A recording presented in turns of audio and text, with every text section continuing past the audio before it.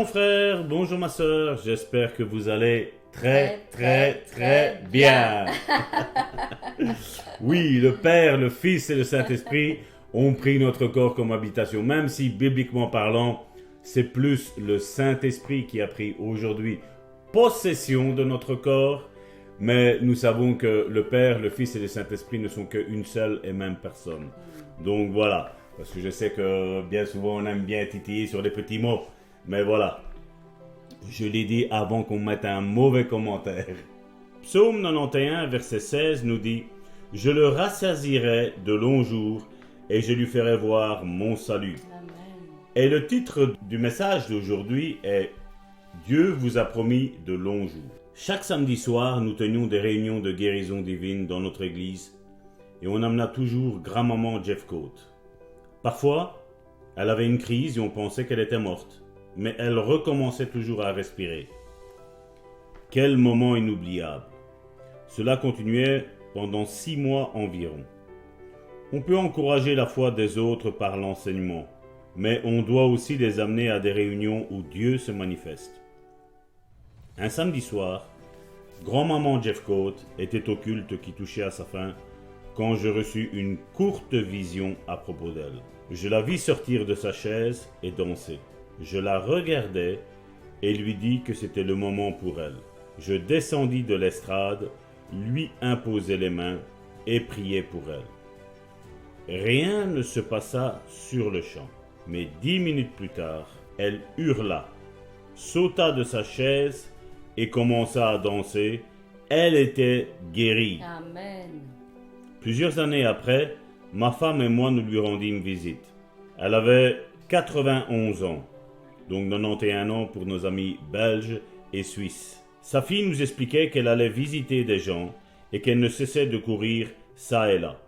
Son médecin venait l'examiner et avait déclaré qu'il n'avait rien vu de semblable auparavant. Son cœur battait parfaitement et elle se trouvait en parfaite santé. Ce médecin avait 55 ans et avait avoué qu'il aimerait se porter aussi bien qu'elle. Mamie Jeffcoat mourut à l'âge de 93 ans, sans maladie ni infirmité. Elle s'endormit tout simplement en Jésus. Je suis si content de ne pas lui avoir permis de mourir de ce cancer. Mon frère, ma soeur, voici un témoignage qui est vraiment puissant. Alors que le monde chrétien, même aujourd'hui, et peut-être en ce temps-là aussi, pensait que la maladie, le drame était la norme, ce pasteur, lui, avait reçu une révélation qu'on pouvait mourir paisiblement, sans maladie, sans rien du tout. Je voudrais un petit peu que, un bref instant, nous nous mettions à la place de Dieu. Imagine que tu as des enfants, une grande famille. Comment voudrais-tu que tes enfants meurent? En train de souffrir? En train de subir le martyre? Il est vrai que les écrits historiques d'Israël nous disent que les apôtres sont morts de mort atroce. N'oublions pas que eux sont morts de mort atroce à cause du témoignage qu'ils relâchaient. Ils sont morts d'une mort atroce parce qu'en ce temps-là, il y avait une persécution. Maintenant, nous, en tant que chrétiens, devons-nous prendre la mort de ces disciples, de ces apôtres, comme la norme? N'oubliez pas que les apôtres ont une place spéciale dans le royaume de Dieu. Ce seront les 12 anciens qui seront assis en face du trône de Dieu. En face d'eux, il y aura les 12 autres trônes des tribus d'Israël qui seront là. Je sais que, à cause du ministère qu'ils avaient à accomplir, ben voilà, peut-être que bien entendu, c'est peut-être normal, entre guillemets, leur mort. Mais pourquoi voir toujours le pire? Alors que nous avons un Dieu qui est tout-puissant, omniscient, qui sait tout, qui est partout, qui est en tous. Pourquoi toujours penser que c'est normal? Certains me diront, mais Salvatore, il pleut sur les justes et sur les injustes. Oui. Mais nous voyons comme des fois il y a des catastrophes qui arrivent. La plupart meurent et d'autres sont en vie. Pourquoi un pécheur devrait être sauvé de cet accident-là? Et pourquoi, dites-moi, un chrétien, un disciple de Jésus, devrait lui passer absolument par la mort? Jésus a dit que si nous sommes fidèles à sa parole, il nous garderait, il nous protégerait. Bien souvent, j'entends des chrétiens dire « Moi, j'ose pas sortir parce que j'ai peur que l'ennemi m'attaque. » Mais c'est mal connaître la Bible. Jésus, dans le livre de Luc, il a dit qu'il nous a donné toute autorité sur la puissance de l'ennemi et rien ne pourra nous nuire. Et nous trouvons l'excuse de ne pas aller évangéliser, de ne pas parler de Jésus à un voisin, de peur de ce qu'ils auront à dire. Jésus nous dit qu'il veut nous donner aujourd'hui une longue vie, sans maladie, sans infirmité, parce que la Bible nous dit que par ses meurtrissures, nous avons été guéris. C'est un passage que vous entendrez tout au long de cette année, de la bouche de mon épouse, de ma bouche, pour activer votre foi. La maladie n'est pas la norme pour mourir. Tes enfants, je suppose que si Dieu te donnerait le choix de comment ils devraient mourir, je crois que tu choisirais qu'ils s'endorment dans leur sommeil. Je ne pense pas que tu dirais « Ah, un tel, il m'en a fait voir des vertes et des pas mûres. Lui, je veux qu'il meure fracassé contre un mur. » ou quoi. Non! Je crois que tu voudrais la meilleure mort possible pour tes enfants. Et pourquoi Dieu ne devrait pas avoir cette pensée à ton égard, à mon égard? C'est pas vrai? Tout à fait. Moi, je ne vois pas nos enfants, nous les aimons de tout notre cœur et nous ne voudrions pas qu'ils souffrent. Que ce soit dans leur vie de couple, mais que ce soit aussi dans leur propre vie, dans la chair, en ayant une maladie. Je pense que aucun parent aimable, gentil, aimant ne voudrait qu'un de ses enfants ait une maladie et qu'il souffre durant des années. Je crois que ce n'est pas dans la pensée de Dieu, et je suis même certain que ce n'est pas dans la pensée de Dieu, parce qu'il nous a procuré Jésus, Amen. par duquel la Bible nous dit, nous sommes guéris. Nous sommes guéris. Il envoya sa parole, et nous savons que Jean chapitre 1 nous dit que Jésus est la parole. Il envoya sa parole et il est guéri. Amen. Donc, ma sœur, tu es guérie. Amen. Et moi, je suis guéri. Et vous, vous êtes guéris. Je ne voudrais pas que ce soit une norme que nous mourions d'une maladie.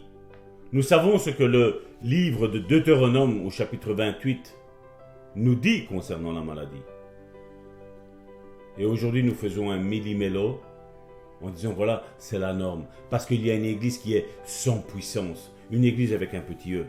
Mais il y a une église avec un grand E qui, elle, croit en toutes les paroles que Jésus a dit, en toutes les paroles que son Dieu a dit, et toutes les paroles que le Saint-Esprit maintenant est en train d'injecter dans votre vie. Amen. Nous sommes en train de vous faire un vaccin contre toutes les ruses du diable, Alléluia. un vaccin contre tous les mensonges que le diable a injectés. Amen. Dieu veut que nous soyons guéris. Nous pouvons mourir paisiblement sur notre fauteuil, sur notre lit. Oui. Pourquoi voir toujours le pire? Ah mais Salvatore, l'ennemi est contre nous. Oui, et nous sommes contre l'ennemi aussi. Il ne touchera pas à un de nos cheveux, parce que Dieu nous protège. Nous sommes à l'ombre du Tout-Puissant. Le diable ne peut toucher Dieu. Et si toi tu es à l'ombre du Tout-Puissant, il ne peut pas te toucher. Amen. Sauf si nous croyons qu'il peut nous toucher. C'est là que le diable a un pouvoir. Si nous pensons qu'il peut nous toucher, eh bien alors il nous touchera parce que nous ne croyons pas en la parole, mais nous croyons en nos doutes. Nous croyons dans les mensonges que l'ennemi injecte. Oh, je crois que nous avons besoin d'une bonne déclaration qui va secouer ce mur de l'incrédulité, qui va secouer ce mur de maladie et qu'il tombe en poussière aujourd'hui. Je veux qu'aujourd'hui, 13 juin, ce mur tombe dans ta vie, mon frère, ma sœur, au nom puissant de Jésus. Amen, amen. Et c'est vrai, comme le pasteur le disait, nous sommes ici pour mettre à la lumière toutes les ruses du diable. Parce qu'il faut le dire, il est rusé, il en fait tomber une multitude dans les doutes, dans les peurs, dans les angoisses. Et quand nous ouvrons cette porte de la peur, eh bien, il a un accès dans nos vies. Et c'est cette porte que nous voulons essayer de vous faire fermer, mes bien-aimés. La porte de la peur et du doute qui empêche votre guérison. Il y a des obstacles parfois qui se dressent devant nous pour que nous recevions notre guérison. Jésus a déjà pourvu à notre guérison. Maintenant, c'est à nous de l'acquérir, d'aller la chercher par notre foi dans les lieux célestes. Mais parfois, entre cette guérison et nous, il y a des obstacles qui se dressent. Et nous devons faire tomber ces obstacles au nom puissant de Jésus-Christ. Et aujourd'hui, comme le pasteur le disait, c'est vrai, nous devons réaliser que ce n'est pas la norme de toujours mourir d'une maladie, qu'il faut absolument que quelqu'un soit malade et qu'il meure dans sa maladie ou dans son infirmité. C'est pourquoi nous voulons déclarer encore aujourd'hui, je vivrai de longs jours sur terre. Oui, je vivrai de longs jours sur terre et je ne mourrai pas d'une maladie. Je mourrai sans maladie et sans infirmité, parce que cela n'est pas mon partage. Cela n'est pas mon partage. Mon partage, c'est la guérison. C'est la guérison que Jésus-Christ m'a offerte sur la croix. Je veux en prendre possession. Je veux demeurer dans cette pleine santé qu'il a pourvue pour moi. Et je l'acquerrai par ma foi qui grandit jour après jour. Mais bien aimés, j'ai vraiment à cœur que nous puissions lire ensemble ce psaume merveilleux qui est le psaume 91. Celui qui demeure sous l'abri du Très-Haut repose à l'ombre du Tout-Puissant. Où es-tu positionné, mon frère, ma sœur? Où te trouves-tu en ce moment, en cet instant? Est-ce que tu reposes à l'ombre du Tout-Puissant? Est-ce que tu demeures sous l'abri du Très-Haut? Ou est-ce que tu te trouves sur un chemin détourné, un chemin qui n'est pas dans sa présence, qui n'est pas sous son ombre, sous ses ailes? Aujourd'hui, j'aimerais te dire, mon frère, ma sœur, que si tu t'es égaré dans tes pensées, dans tes doutes, dans ton incrédulité, tu t'es égaré loin, tu t'es égaré de la présence de Dieu, de sa vérité qu'il déclare dans sa parole, eh bien reviens. Reviens, mon frère, ma sœur, il n'est pas trop tard. Reviens et assieds-toi à l'ombre du Tout-Puissant. Repose-toi là. Repose en paix là, à l'ombre du Tout-Puissant. Et tu verras combien il est grand, puissant. Ce qu'il a dit par le passé, il peut encore le faire aujourd'hui. Aujourd'hui est encore un jour de grâce qui se lève sur nos vies. Déclare comme ce psaume, je dis à l'Éternel, mon refuge, ma forteresse, mon Dieu en qui je me confie. C'est lui qui me délivre du filet de l'oiseleur, de la peste et de ses ravages. Il me couvrira de ses plumes et je trouverai un refuge sous ses ailes. Sa fidélité est un bouclier Amen. Et une cuirasse pour moi. Dans d'autres passages, la parole nous dit que le bouclier, c'est la foi. C'est cette foi-là que nous devons lever quand l'ennemi nous attaque de ses traits enflammés dans nos pensées, dans nos paroles. C'est cette foi que nous devons élever. Et oui, sa fidélité sera un bouclier, une cuirasse pour nous. Amen. Tu ne craindras ni les terreurs de la nuit, ni les flèches qui volent de plein jour. Ton Dieu te gardera nuit et jour, car il veille sur sa parole pour l'exécuter, nous dit d'autres passages. Ni la peste qui marche dans les ténèbres, ni la contagion qui frappe en plein midi. que 1000 tombent à ton côté et 10 000 tombent à ta droite, tu ne seras pas atteint. Mon frère, ma sœur, tu ne seras pas atteint. Combien même il y ait une multitude de flèches enflammées qui soient envoyées contre ta vie, contre ta famille, contre tes enfants, contre ta santé, tu ne seras pas atteint. Amen. Voilà ce que nous dit la parole. Tu ne seras pas atteint. Toi, ton partage est de passer au travers tous ces traits enflammés qui te sont adressés. Tu ne seras pas atteint. Amen. De tes yeux seulement, tu regarderas et tu verras la rétribution des méchants. Alléluia. Tu verras leur sort. Tu le verras de tes yeux, car tu es mon refuge, Seigneur. Ô Éternel, tu es ma haute retraite. Aucun malheur ne m'arrivera. Aucun fléau n'approchera de ma tente, n'approchera de ma maison, n'approchera de mon corps, n'approchera de ma famille, de mon foyer, de mes enfants. Aucun malheur n'approchera de ma maison. Il ordonnera à ses anges de te garder dans toutes tes voies. Ils sont là pour nous protéger, mes bien-aimés. Ne l'oubliez pas. Nous avons une armée dans les lieux célestes qui combat avec nous. Amen. 1/3 est tombé avec l'ennemi, mais 2/3 demeurent avec nous, mes bien-aimés. Amen. Ne l'oubliez jamais. Ceux qui sont avec nous sont bien plus nombreux que ceux qui sont contre nous. Ils te porteront sur leurs mains de peur que ton pied ne heurte contre une pierre. Oui, ils dégageront le chemin sous tes pieds. Tu marcheras sur le lion et sur l'aspic, tu fouleras le lionçon et le dragon. En d'autres mots, Dieu t'a donné tout pouvoir et toute autorité, et rien ne pourra te nuire. Puisqu'il m'aime, déclare l'Éternel, je le délivrerai, je le protégerai, puisqu'il connaît mon nom. Puisqu'il connaît mon nom, il m'invoquera et je lui répondrai.